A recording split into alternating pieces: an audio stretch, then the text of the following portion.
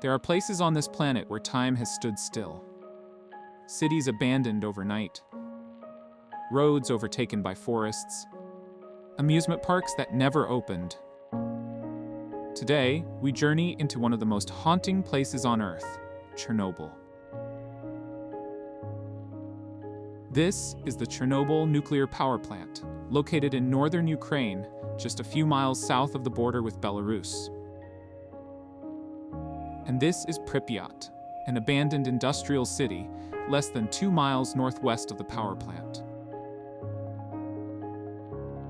This was once a thriving Soviet city, but everything changed on April 26, 1986, when the world witnessed the worst nuclear disaster in history.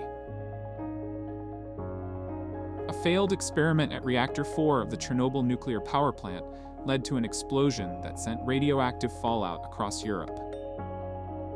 Within hours, radiation levels soared, but the people of Chernobyl and nearby Pripyat had no idea of the catastrophe unfolding around them. 50,000 people lived here, unaware that their city would soon become a ghost town. As the fallout from the radiation spread, evacuation orders were announced one day after the disaster. The people of Pripyat were told they'd be back in 3 days. They never returned. Let's begin exploring these places on our own now. It is unbelievable to see how nature has reclaimed the city. It looks like a bunch of abandoned buildings scattered in the middle of a dense forest. Even though this town has been barely touched by human activity in the past 40 years, there is no lack of street view availability here. What I'm going to show you next is going to completely blow your mind. This is a Ferris wheel, part of a larger amusement park that was being built in the city back in 1986. The park was due to open on May 1st, 1986, just 5 days after the accident. Unfortunately, this rusting Ferris wheel, still standing tall in the middle of nowhere, never carried a single passenger. Let's take a closer look at any street in this area. I can see a bunch of buildings in this neighborhood. This one is Urban Area 1, and looks like this is Urban Area 2. They are separated by this long street named Lenina Avenue, and it looks like this must have been a major road back then. Let's see how it looks today. Wow, look at this. Leave Avenue. This is not even a road. This is like a hiking trail in a national park. There is dense vegetation all around. But I am surprised to see that the road still looks in decent condition. There aren't any major potholes even after 40 years. You can even see the numbering on the buildings.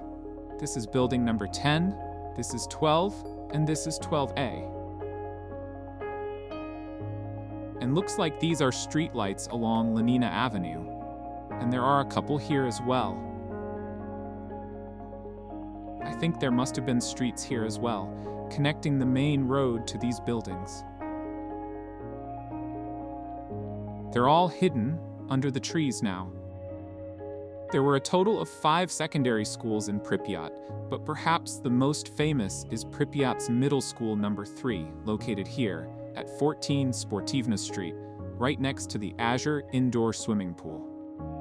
One of the most haunting sights inside are the thousands of gas masks scattered across the floor, removed from storage by looters in search of small amounts of silver inside the filters.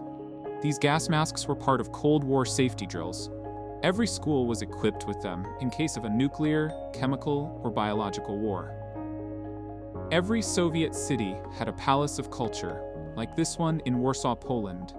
It was a place for social events, concerts, and community gatherings. Located right in front of the Ferris wheel is Pripyat's energetic palace of culture. If you look closely, you can still see the name of the building written in Russian on the top. Located on the outskirts of the city is Hospital number 126, where the first victims of the Chernobyl disaster were brought.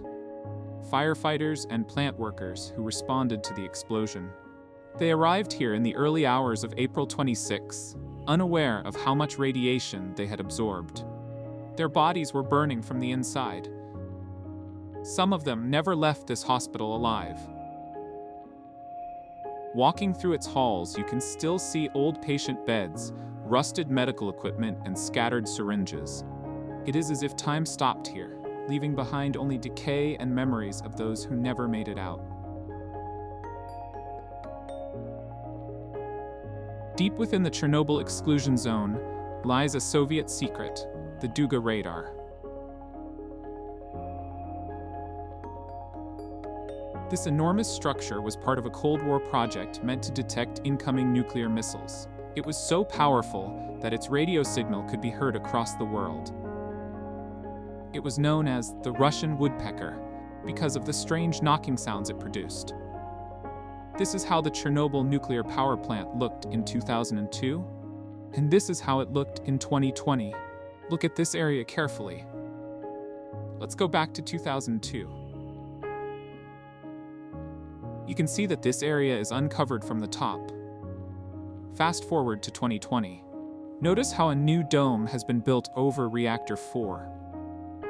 This is the new Safe Confinement dome, built in 2016 to prevent further radiation leaks.